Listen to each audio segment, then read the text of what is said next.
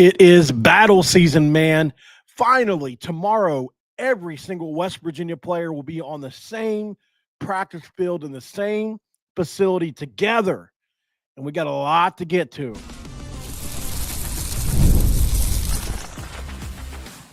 You are Locked On West Virginia, your daily podcast on the West Virginia Mountaineers, part of the Locked On Podcast Network, your team every day. What is up, guys? My name is Mountaineer Paul. I am your host. Welcome into Locked On West Virginia, where we're talking football again today. Hey, look, I know everybody wants to talk baseball, and I'm all for it, man. It's just I got the football fever. I got a fever, and the only prescription is more football, right? So here we go again today, baby, talking football, talking about who's going to impact this team because there are a few players coming in tomorrow. They're going to have a lot to say about it. So if you're not familiar, the report date for every player is tomorrow. It means everybody from Nicco all the way down to Scotty Fox are going to have to report tomorrow for summer workouts. And what they're going to be doing is lifting, conditioning, install. So that's great. That means that we're finally going to start to get some feedback on what kind of team we have. And that means Rich Rod is going to start doing press conferences about this team and not have to worry about players being poached. Can he finally start to talk about players? You know, because that's what I'm waiting to dig into. I can't wait to start a running total on names for players. I can't start a running total on negative things about certain players because it'll come out and start to formulate my opinions based on that. I know it's crazy, so it's probably not even the best logic to go by, but I'm such a nutcase when it comes to this stuff. You know, I break down press conferences like they're game footage, right? like they're tape. It's like I'm in the lab watching Rich Rod press conferences. Oh, he lifted his pinky finger when he said that. Did he really mean that? You know, that kind of stuff, which I don't go that far. Although one of my favorite things that I still go back to and watch from Neil Brown, whenever Neil Brown first got to West Virginia, here's how crazy I am. Happy Memorial Day, by the way, to all you guys. Although it's not always a happy day. And I do have something I want to talk about. If some of you haven't seen my X post, I was in the United States Marine Corps, and I have something I want to say in memory of a friend of mine. But really quick before I get to that. So whenever Neil Brown first got to West Virginia, one of the funny things about Neil Brown that I found out was that he ate the same thing, at least in the beginning, for lunch every single day. That way he didn't have to waste time deciding and therefore lose time throughout his day so that he can continue to focus on football. And at the time, I just thought that was the coolest thing ever. And convinced myself based off that one thing, he must be obsessed with football and would be the greatest coach ever. And it didn't come to pass, obviously. But so obviously I go, a little bonkers with it sometimes, so you'll have to forgive me. By the way, this episode of Locked On West Virginia going to be brought to you by Monarch Money. Take control of your finances with Monarch Money. And look, you can use code LOCKEDONCollege over at monarchmoney.com. for 50% off your first year. It's a fun time over there. They can help you get it together. They're your personal CFO for your finances. And trust me, I needed that. So in memory of Memorial Day today, I served in the United States Marine Corps. I didn't see any combat. And I'm open and honest about that. You know, there was a time in my life when I felt the need to lie about that because there's a stigma about people in the military that don't see combat, right?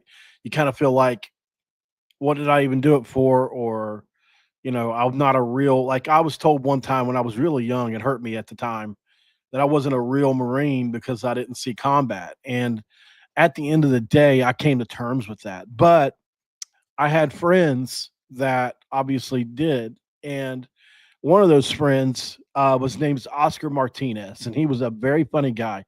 We were in boot camp together, and he was a very upbeat person and a very funny guy. And although he was from America, born and raised in America, he still had sort of a Mexican accent because of his family were all Hispanic. So he kind of had that, kind of like how it's almost like you hear in the movies, like Cheech and Chong, like that kind of, oh man, like that whole kind of thing going on. Like, like I'll give you a good example. So we were doing what's called a hump, which is basically it's in between a run and a jog. And it's a very fast paced walk, I would say, or sometimes a jog, depending on how fast they want to get it up to. And we were in boot camp at the rifle range, and they were having us shoot targets and the whole thing. And we were on our way back. So in Marine Corps boot camp, you actually move from one place to the other during rifle range week because it's an entire week long of nothing but rifle training, with the M16. And on the way back, it's simulating being in the field. Okay, everybody, we got to pick up. I want you to waterproof everything you've got, and carry your packs. And I think they're close to 100 pounds. At least mine was, or 80, one of the two. It's hard to remember back to 2003 sometimes. Um, and so you had to take these and you had to go on this big 5 kilometer hump. And Oscar Martinez. So one of the things about cover and alignment, when you're in cover and alignment, it's always being checked when you're in formation. And you'll have a captain or you'll have a sergeant or somebody that checks that continuously, even when you're in a hump like that, fast pace. It's still got to be. If I look at the side of your head, there should be 2 other people beside me here. They should only see my head. And if they look down, the first person's down the line this way, it could be 50 people long. They only want to see one head. It's got to be very, very aligned. So Oscar was afraid to use the bathroom because we had all hydrated before we went into this. And so instead of using the bathroom, he whipped it out and started using the bathroom while we were marching. And I happened to look over and see it was waving back and forth and he was peeing. And I'll never forget, I said, "What are you doing?" And he said, "I got to pee," like that. And it was a very funny story, but it had a really weird ending. I don't want to go on and on about this, but long story short, they actually, and this didn't actually happen, but we thought it did in the moment. They fired all of our drill instructors, and there are 3 tiers of drill instructor. There's a senior drill instructor who's like a father figure. There's what they call a drill hat, which is the guy that teaches you how to march and different things. And it's like in between. It doesn't always kill you, but he will kill you, as far as physically working you out. And then you got your kill hat, who does nothing but kill you, right? And that's the different. That's the 3. And so they fired all 3 of those guys and brought in 3 kill hats for an entire week, and absolutely destroyed us for an entire week over that. And the reason for it is a female officer came to check cover and alignment and saw Oscar's ding-a-ling as we were running, marching, I guess you could say, at a very fast pace away from the rifle range. And so, unfortunately, Oscar lost his life not even a year later in Anbar over in Iraq when a couple insurgents shot a mortar shell and killed him at a very young age. And I often think back to that day for him because, he was such a good guy and didn't deserve to die like that. So Memorial Day is something that I take very seriously. And, if you have somebody in your family or loved ones that have passed away that way, they're in my thoughts today. All right, guys. So it's kind of hard to move on from that. So why don't we go to break, make a clean break from this, and then we'll come back on the other side. I'm going to tell you exactly who is reporting for the first time because I don't think it's all well known. Who was here during spring and who wasn't here. I'm going to tell you who. There's a lot of big names reporting in, and you're going to want to know who they are. And I'm going to tell you who I think to watch for. Who's some impact guys that could really impact this program in a meaningful way. We'll talk about it next. Look, this is Locked On West Virginia. And this episode of Locked On West Virginia is going to be brought to you by Monarch Money. We love talking about Monarch Money because they help us get control of our finances. If you're like me and you look in your bank account and say, where did all my money go between dining out, online shopping, and entertainment? It's easy to lose track. And that's where Monarch Money comes in. It's your personal CFO, giving you full visibility and control over your finances. And Monarch Money isn't just a budgeting app, guys. It's a complete financial command center where you can track your accounts, investments, and spending in one easy place. And look, you can stop managing your money finally and start building your wealth. When I started using Monarch Money, I tell you guys this every time I read this ad, I was spending probably $200, $300 a week on DoorDash. It was that bad, which is bad, right? So if you want to be like me and take control of your finances with Monarch Money, use code LOCKEDONCollege at monarchmoney.com for 50% off your first year. That's monarchmoney.com, code LOCKEDONCollege for half off your very first year.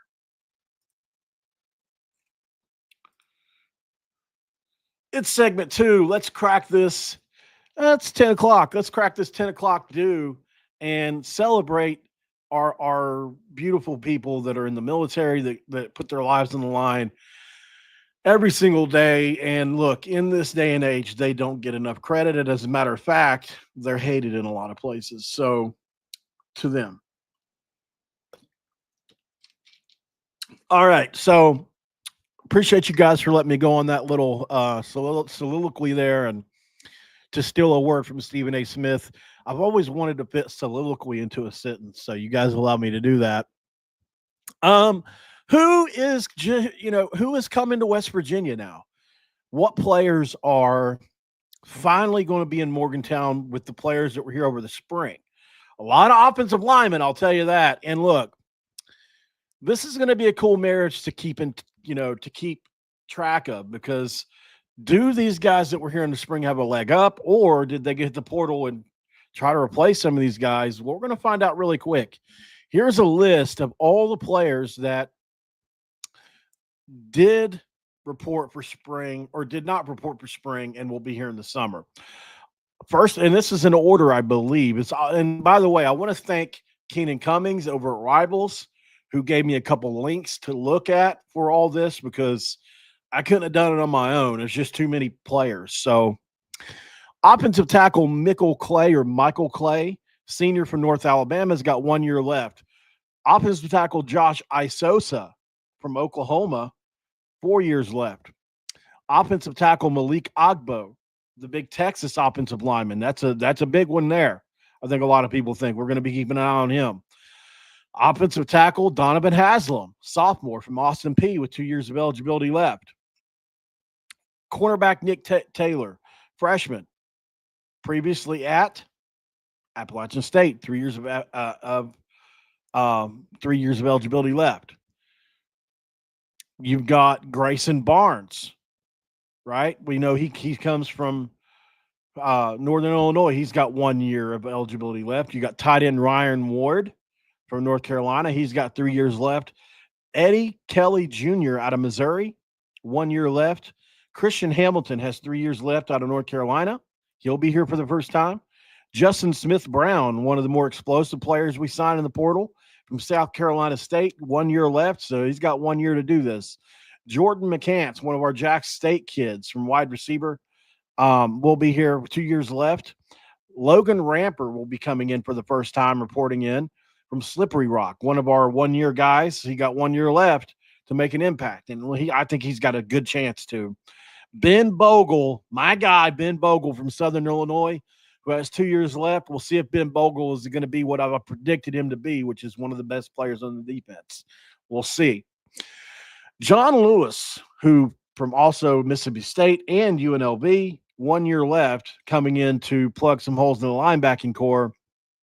You've got kicker Cade Hensley, who just followed me on X yesterday, from Coastal Carolina. He's got 1 year left. You've got Devin Grant, who was also at Colorado, but he was also at Incarnate Word. He's coming in as an edge rusher. You've got Cannon Katzer, one of my favorite players from Ferris State at the Division II level. He's got 2 years left. He's also played at Citrus College and Washington State in the past. Interior offensive lineman Carson Lee, who we just had on the show a couple of days ago. Obviously, we're big fans of him. I think anybody that got to watch a show with Carson Lee, or if you haven't, go back if you're on podcast, or if you're watching this, go back a couple videos. I think it was 2 videos ago. We were able to interview Carson Lee, who's had an awesome, awesome career, especially at Eastern Michigan, where he played over 1,100 snaps, one of the best offensive linemen in the MAC, coming via Mississippi State and Colorado. So, he's been around the block a little bit for different reasons. Go watch the interview to find out why. What about Aiden Bussell? You guys know I like Aiden Bussell. We interviewed him too. He's got 3 years left, and I think he's going to make an impact on that offensive line, possibly as a starter this year. Then you got Darren Lewis, the junior from Akron, with 1 year left. Those are all the portal players, and that's not where we end, by the way, guys. So I think what I'm going to do here, since we got 2 segments left, this and the other one, I'll go through the portal list first because we've still got high school and JUCO players to go through that are all going to be showing up for the first time. I want you guys to kind of visualize this. You're Rich Rodriguez. You've already been coaching with over half the roster, or maybe less than half now, since things have all flipped over. But you've had guys like Landon Livingston, Nick Cray, Nicco Marchiol, Jaheim White. You've had Jamori Robinson. Anybody that was in that first portal class should have been there over the summer, right? Like Jamori Robinson. This is all since the spring window opened, and all these players are going to be injected into whatever the hierarchy was before now is gone. Everybody that had a spot don't got a spot necessarily no more. It's all a battle for every single spot. There's literally not even one that you can say outside of Jaheim White, I guess. Maybe Jaheim White, maybe Hammond Russell or Eddie V. I guess that's what I'm thinking of it, but at most you've got, let's say 4 spots. Jamori Robinson's going to start. I'd be shocked if he didn't. But at this, I think the mentality, everybody's got to come in here. This is a battle. I don't think people are realizing how many players Rich Rod has to get acclimated. They're doing install tomorrow. They're working out. They've got conditioning. Like, there's a whole hell of a lot going on. There's going to be a lot of moving parts. So right now I want to give you a few players to look at. And I could, I like a lot of these players, and I've been open about this, and maybe I'll have to answer for this down the line. But there's probably 10 or 12 of these guys that I've really sold for. And that's a wrestling term that I really like, which means if I'm selling for you in the wrestling business, whenever you hit me, that means I'm trying to put you over to the crowd, right? And so I use that term a lot because it basically just means, hey, I'm putting this player over to you guys, right? And that's what I try to do for some of these guys, like a Carson Lee that came on the other day, or like an Aiden Bussell. By the way, the guys that I reach out for interviews are also a lot of times guys that I personally believe in, which is why I brought in Jaylen Henderson, right, for an interview, because I've said I believe he's got what it takes to be our starter. Although I'm not saying he's head and shoulders above Nicco, like I've said all along. But you guys get where I'm coming from. So, of the transfers that came in the spring portal window, this is tough. There's a lot of offensive linemen on this list. There's a couple pass rushers, deep, linebackers. And there's some really good receivers on this list too. And there's the safety, Darren Lewis. I think that's where I start. Darren Lewis is a guy, he's only rated 3 stars, 247. Probably similar on Rivals. He's a junior coming in from Akron. My dude on the BIP list who played college and pro football has him as a 5-star transfer. So basically this is a guy that played at college and professional level. That's, that he goes into these kids that are maybe overlooked a little bit and grades them, because if you look at on 3, they'll grade Jamori Robinson great. He's right where he should be, or a guy like if Nicco went in, I'm sure he would be graded properly. But once you get down into that 300 to 400 range, it's you think they really got enough staff to grade every player properly, because they don't. And there are going to be 5-star players down low that maybe get overlooked a little bit, 4-star at least. And I believe Darren Lewis is a 4-star player personally. I don't go 5 on him. That's just way too elite. That's like Travis Hunter, right? So I can't, when I think of 5 stars, I think of Tavon Austin or I think of Travis Hunter on offense or defense. That's what I think of. So, there's levels to it on 5 stars. There could be a guy that's right there just barely, but you're cut, I'm not good enough to see that much nuance. I know when a guy's a 5 star and I know when he's not, and I don't know if Lewis is that, but I think he's close to 4. And I think he will be one of our starters in that back end come when we kick off against Robert Morris. So he's a guy. Aiden Bustle, I told you guys we broke his tape down the other day. If you weren't here for that, I highly suggest going and watch the episode I did with Aiden Bustle, because I'm the only person I know of that has his tape from Tennessee, because it's not really supposed to be shown a lot. But I broke his tape down on his practice footage against Tennessee starters, where he was really good, really, really good. So, he's a guy. Carson Lee is also a guy who's got 1,100 snaps in college and wants to play center. He openly said on the show the other day, although we didn't mention Livingston, he's gunning for Landon Livingston's spot. Maybe he plays guard, but he's coming for that center spot too. There's a lot of really good players on this list. I mean, I could say a bunch, but I'm only going to say a couple more. Jaylen Knighton has to be on this list because he could be as highly as running back 1 if he gets it all together, or he could just be one of the guys that's part of the committee, right? So, that's one. I'll give you 2 more, and I could do more. I really could. Ogba, I think from Texas is one. From Texas is one to watch. But let's go. Obviously, my guy Ben Bogle, who I said whenever I watched his tape, I believe I plugged him in at one of the linebacker spots. I think he'll eventually be a starter there. I love Ben Bogle, and then, there's so many guys on this list. They went in on this portal. Eddie Kelly Jr. from Missouri. How can you overlook him? It's so hard to. It's hard to overlook a lot of these guys. I like a lot of these guys, man. I'm not saying they're all elite players. I'm not saying they're all going to be. Listen to me now. Just because I like a player doesn't mean I think he's going to be an all Big 12 player. Do I think they're going to play or they possibly start? A lot of occasions, a lot of. Like Logan Ramper, I could see as a guy that could really be really good, but I don't know. But yeah, Bogle, and then Grayson Barnes. That was the other guy. Although obviously we've got a guy on the roster that I think could be really good as well. So that's the portal list. Obviously it was a lot longer than I wanted it to be, but I feel like they did some of their best work in the spring window up against it, because Coach Rich Rod came in late. A lot of the really good players were already gone. They had money to spend. Obviously, we got guys like Coates and Jamoy Robinson that could have went to maybe some other players that were just as good or maybe a little better, but we were late. So they did really good work in that spring window. They had to go underrated on a lot of these players, and maybe they miss. But like I said earlier in the spring, they brought in here, let's see, 1, 2, 3, 4, 5, 6, 7. Let's see, 1, 2, 3, 4, 5, 6, 7, 8, 9, 10, 11, 12, 13, 14, 15, 16, 17, 18, 19, 20, 21, 22, just portal players alone. If you, let's see, 7 would be a third, basically, give or take a little bit, would be a third. If you hit a third of these guys, I think you're in pretty good shape based on what the roster was. But that also means you're going to need a freshman or 2 to step up, and you're going to need a JUCO guy or 2 to step up.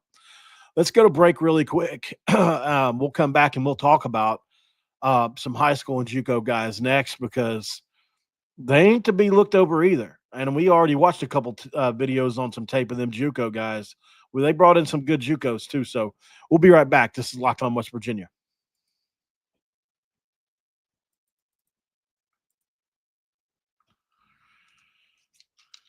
And we are back here, Locked On West Virginia. I thought I had a split second more.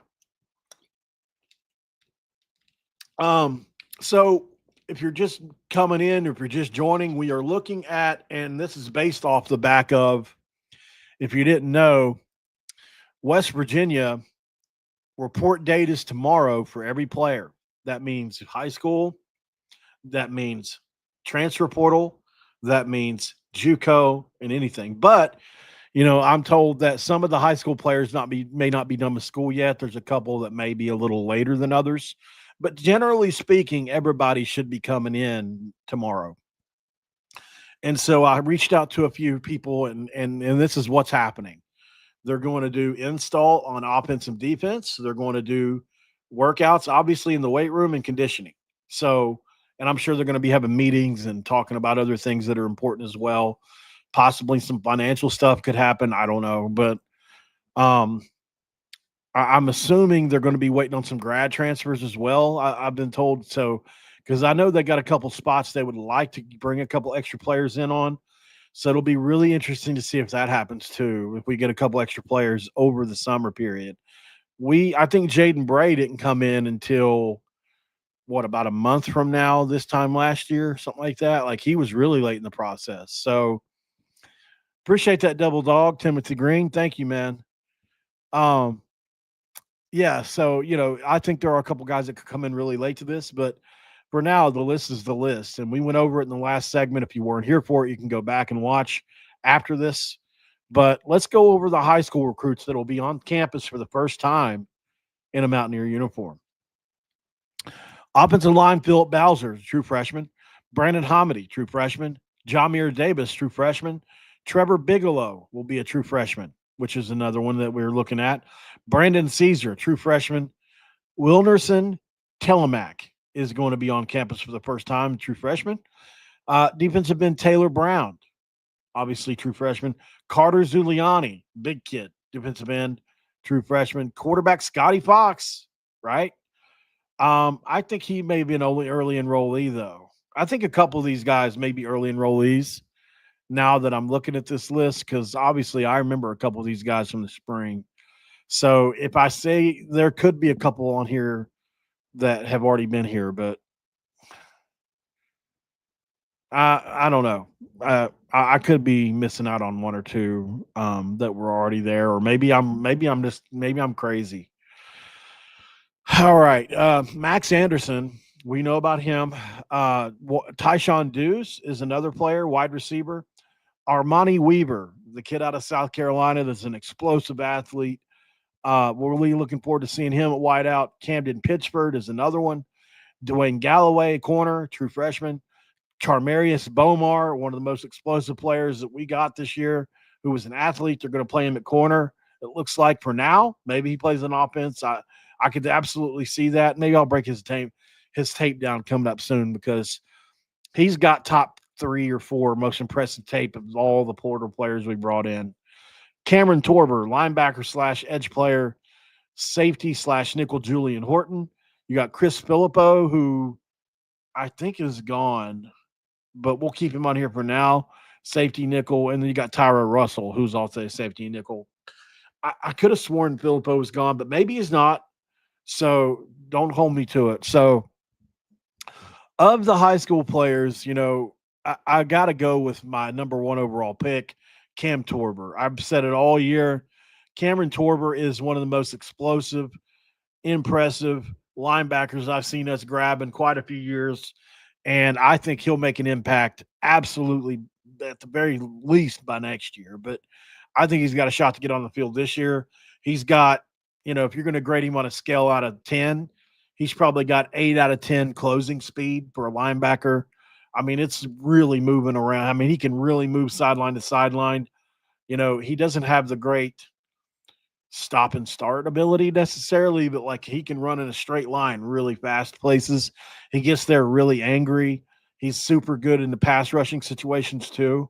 So be looking at that kid, Cam Torber, who was out of Hoover High, one of the more famous high schools in America now because of that show they did. So he's one to look at.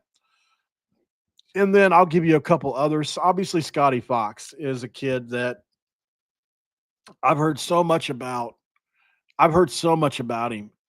As a matter of fact, I think I told you guys this the other day, a transfer that had never been to campus yet. When he went on his visit, the name he heard was Scotty Fox, not Nicco, not Jaylen, Scotty Fox.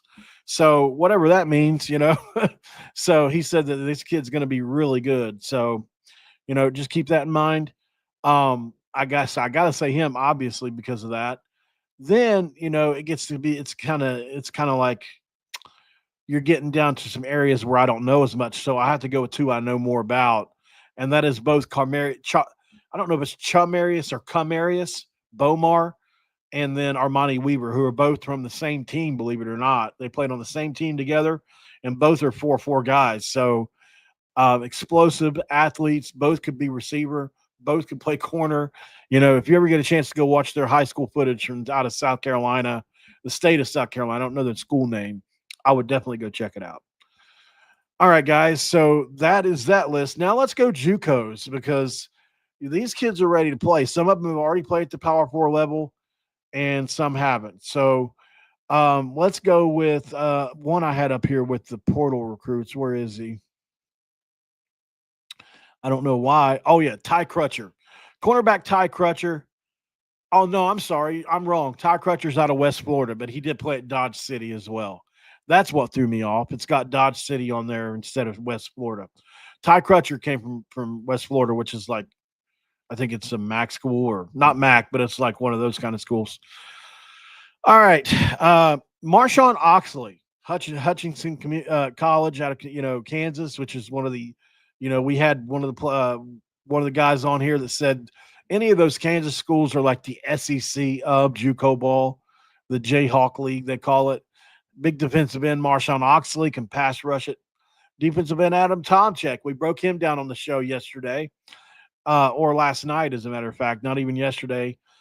Keenan Eck, haven't seen him in a while, out of Citrus. Defensive end / defensive tackle Elijah Simmons, who we also broke down last night. Running back Sincere Bowers, and defensive end Caleb Gray, who is defensive back, not defensive end. That's a mistype. So overall, you've got 22 transfers. You've got 20 high school recruits, 6 JUCO for 48 total. And there's probably one or two missing that I missed, or because I was doing this by hand and trying to, it's just hard to get every single one. But I believe this is the 48 that we'll have coming in that's pretty much brand new, along with Jeff Weimer. I don't know what happened. I just found this out today, but Jeffrey Weimer apparently didn't come over the summer for whatever reason.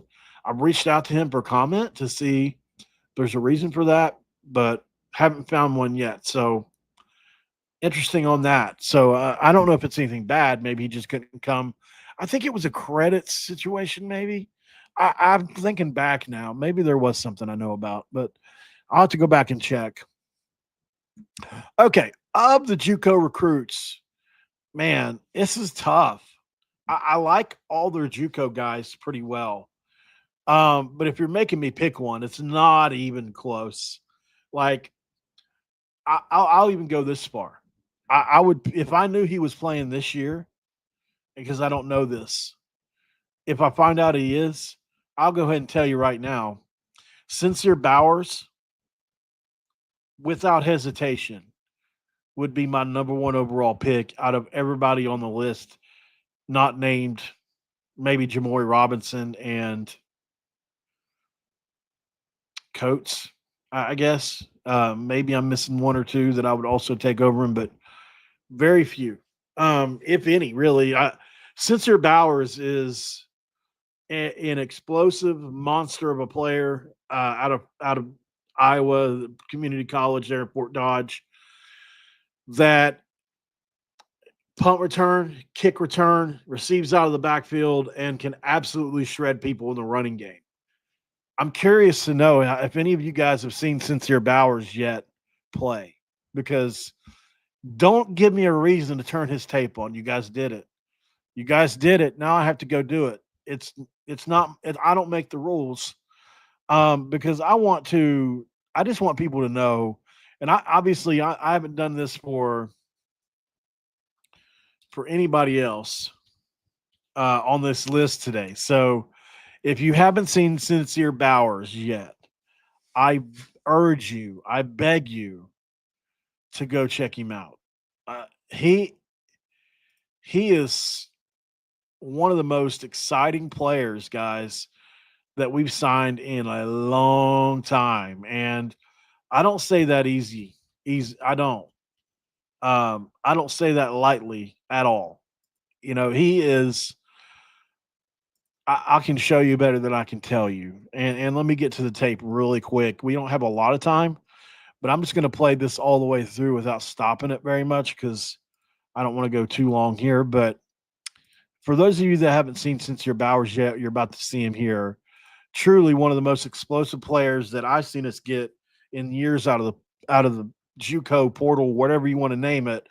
And I honestly think that he would push Jaheim White for any kind of playing time. Here he is. So he was number one in the country with 1,700 yards, all purpose, 154 yards a game, 14 touchdowns, and that's not even in counting what he did from a kickoff and punt return deal.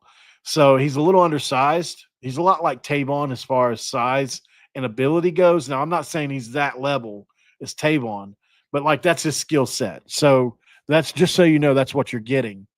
He dances around, but man, he's got the elite breakaway speed as well to just pull away. And you'll see here on a few plays where he does some things that literally makes you say, wow. So he does it a lot. So I'm not surprised anytime now that I see it, but like he is just something else. So he outruns the entire team on that play there, not surprised, down the sideline and gone. And on these first few plays, it's like you're not seeing it as much because he makes it look so easy, but you'll eventually see like he makes some really wow plays. And there he goes, he's gone. Really fast, obviously.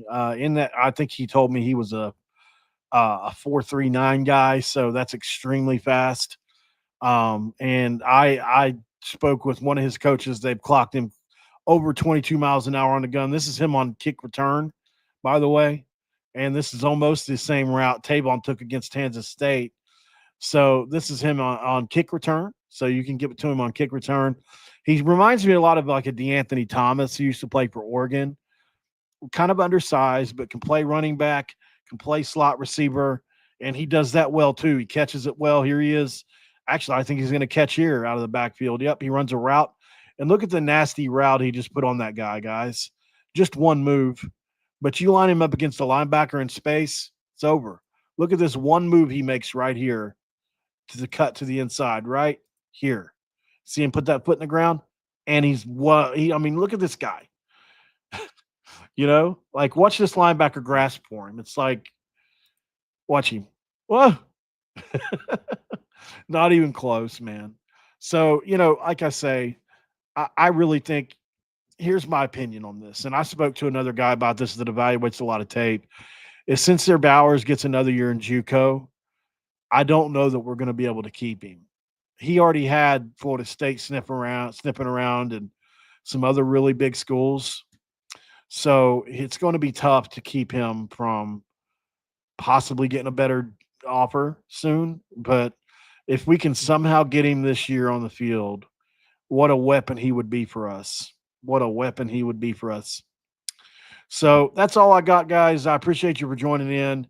But yeah, of the JUCO guys, it's not even a close second for me on JUCO guys, and I like a lot of the JUCO guys. Sincere Bowers is number one. If you the other guys on JUCOs that you probably keep an eye on, Elijah Simmons, the defensive tackle, pretty good. And then probably Adam Tomczyk, defensive end. Although Eck and Oxley both can rush the passer, we'll keep our eyes on them too. Caleb Gray's a big defensive back. Like they went with quality with the JUCO guys for sure. So a lot to keep track of. There's a lot of names I'm looking for. And I'm actually going to check in with Sincere and see if he's actually going to try to make it to West Virginia this year. But if not, it's okay. It's okay. All right, y'all. I will see you guys tomorrow. Hope your Memorial Day was great. I can't drink, but for those of you that did, I hope you had a great day. And I will see you on the next one. Thanks for making Locked On West Virginia your first listen. But do me a favor. For your second listen, check out the Portal Show with Brian Smith. You get the latest rumors, portal entries, and signings, and you can be the most informed fan on the rapid changes to the college football landscape today with the portal on YouTube. or wherever you get your podcast. I'll see you guys tomorrow. This episode's over, and I'm out.